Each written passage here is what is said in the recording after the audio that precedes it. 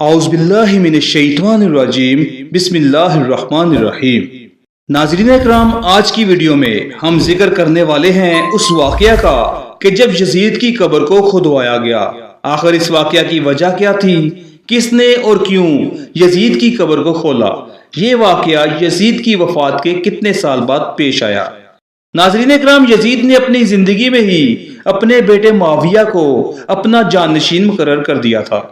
یزید کے 12 بیٹے اور 5 بیٹیاں تھیں، لیکن اس کو اپنے بیٹے معاویہ سے بے انتہا پیار تھا۔ اس کی تعلیم و تربیت بھی شہزادوں کی طرح ہی کی گئی۔ یزید چاہتا تھا کہ اس کا یہ بیٹا اس کا حقیقی جانشین بنے۔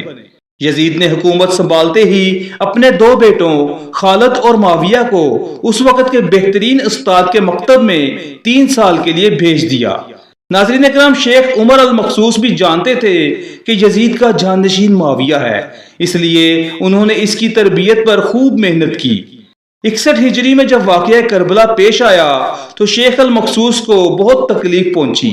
چونکہ آپ کا دل محب اہل بیت سے تڑپتا تھا، اس لیے آپ نے یزید کے ان دونوں بیٹوں کو عظمت اہل بیت سے خوب روشناس کرایا۔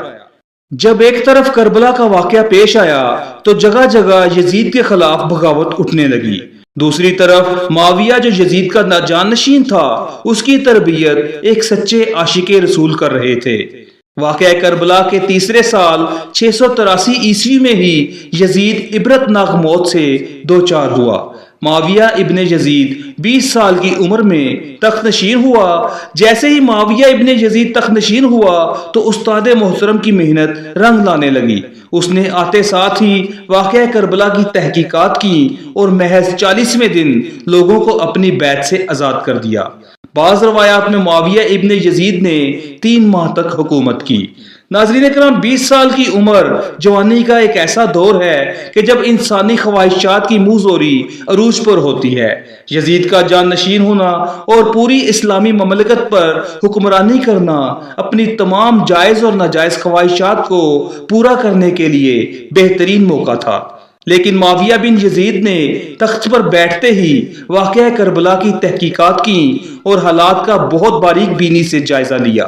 جب اس نے دیکھا کہ میرے باپ نے اسلام اور مسلمانوں کو کس قدر عظیم نقصان پہنچایا ہے، تو اس نے محسوس کیا کہ وہ ایک دوراہے پر کھڑا ہے کہ حکومت کی بھاگ دوڑ تھامے رہے اور ظلم و ستم اور عیش و عشرت کا بازار گرم رکھے، یا تخت و تاج کو چھوڑ دے اور اپنے آپ کو ان ہولناک گناہوں اور ان کے دردناک عذاب سے دور رکھے۔ بالآخر اس نے فیصلہ کر ہی لیا۔ اس کا فیصلہ ان سچی تعلیمات اور اس ایمان کے تفعیل ہی ممکن ہوا جو اس کے رگو پے میں شامل ہو چکا تھا۔ اس نے ایک عزم راست کے ساتھ حکومت کے عہدیداروں اور عوام کو مسجد میں جمع کیا اور پھر خود منبر پر جا بیٹھا۔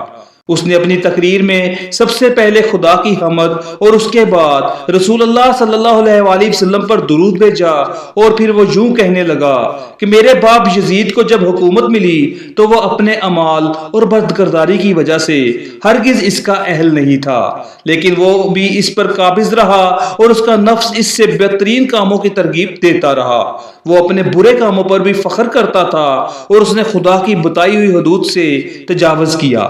رسول اللہ صلی اللہ علیہ وآلہ وسلم کی اولاد پر اس نے بدترین مظالم ڈھائے، لیکن اس کی حکومت کی مدت بہت ہی تھوڑی تھی اور بہت جلد اس کی شرمناک زندگی کا خاتمہ ہو گیا، اور آج وہ اپنے اعمال کے حساب و کتاب میں الجھا ہوا ہوگا۔ جب معاویہ بن یزید کی بات یہاں تک پہنچی تو اس کا گلا رک گیا، کافی دیر تک بلند آواز میں روتا رہا، اور اس کے بعد وہ دوبارہ لوگوں سے ہم کلام ہوا اور اس نے کہا، اے لوگوں، میں تمہارے گناہوں کا بوجھ اپنے کندھوں پر نہیں اٹھا سکتا اور نہ تمہاری دوستی کا طوق اپنے گلے میں ڈالوں گا۔ میری خواہش تو یہ ہے کہ حکومت شہزادہ حسین امام حضرت زین العابدین کے حوالے کر دی جائے، یا اب تم خود جو بہتر سمجھو وہ کرو، یا وہ حکومت کرے جس کا تم انتخاب کرو۔ میں اپنی بیعت سے تم لوگوں پر سے ہاتھ اٹھاتا ہوں اور اس خلافت کو ٹھکراتا ہوں۔ معاویہ بن یزید کے ان جملوں نے محفل میں ایک طوفان برپا کر دیا۔ پھر معاویہ بن یزید منبر سے اتر آیا۔ اس کی ماں اور دیگر عزیز و اقارب آئے تو دیکھا کہ روئے جا رہا ہے، تو اس کی ماں نے کہا، کاش تم حیض کا چیتڑا ہی ہوتے اور میں تمہاری خبر نہ سنتی۔ اس نے کہا خدا کی قسم میں بھی یہی چاہتا ہوں، اگر میرے خدا نے مجھے معاف نہ کیا تو میرے لیے برا ہو۔ اسے کے بعد بنو امیہ نے اموی شہزادے مروان بن حکم کے ہاتھ پر بیعت کر لی اور اسے تخت پر بٹھا دیا۔ مروان نے اپنا دارالحکومت مستقل طور پر دمشق منتقل کر دیا۔ بنو امیہ نے شیخ عمر المخصوص کو زندہ درگور کر دیا کہ تم نے ایسی تربیت کیوں کی۔ معاویہ بن یزید نے بھرے دربار میں بنو امیہ کو رسوا کر دیا۔ اس کے چند دن کے بعد ہی معاویہ بن یزید کو زہر دے دیا گیا۔ 684 عیسوی سے 685 تک مروان بن حکم نے حکومت کی۔ پھر اس کی وفات کے بعد مروان کے بیٹے عبد الملک نے 685 سے 705 تک ایک طویل عرصے تک حکومت کی۔ پھر 705 عیسوی سے 715 تک عبد الملک کے بیٹے ولید نے حکومت کی۔ اس کے دور میں سندھ، اندلس اور دیگر بہت سی ریاستیں فتح ہوئی۔ ناظرین اکرام، اسی کے دور میں شہزادہ حضرت امام زین العابدین کو زہر دیا گیا۔ 715 سے 717 تک ولید بن عبد الملک کے بھائی سلیمان بن عبد الملک نے حکومت کی اور 717 میں عمر بن عبد العزیز معجزانہ طور پر تخت نشین ہوئے، لیکن ان کو بھی زہر دے دیا گیا۔ 720 سے 724 تک ولید بن عبد الملک اور سلیمان بن عبد الملک کے بھائی یزید بن عبد الملک نے حکومت کی بھاگ دوڑ سنبھالے رکھی۔ اس کے بعد ہشام بن عبد الملک، ولید بن یزید، یزید بن ولید، ابراہیم بن ولید اور مروان بن محمد نے بالترتیب حکومت کی اور 750 عیسوی میں بنو امیہ کی حکومت کا تخت بنو عباس نے الٹ دیا۔ بنو امیہ کا آخری حکمران مروان ثانی ایک انتہائی سست اور ڈرپوک حکمران تھا، جس نے ابو مسلم خراسانی کے ہاتھوں شکست کھائی اور یوں بنو عباس کی حکمرانی شروع ہوئی۔ تاریخ کتابوں میں درج ہے کہ ابو مسلم خراسانی نے بنو عباس کے ابو جعفر المنصور اور ان کے بھائی ابو العباس الفصاح کو حکمرانی سونپ دی۔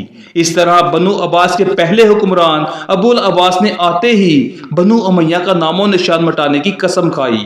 بہت سے لوگوں کو قتل کر دیا گیا اور کربلا کے واقعہ میں ملوث تمام کرداروں کی قبریں تک کھود دی گئیں۔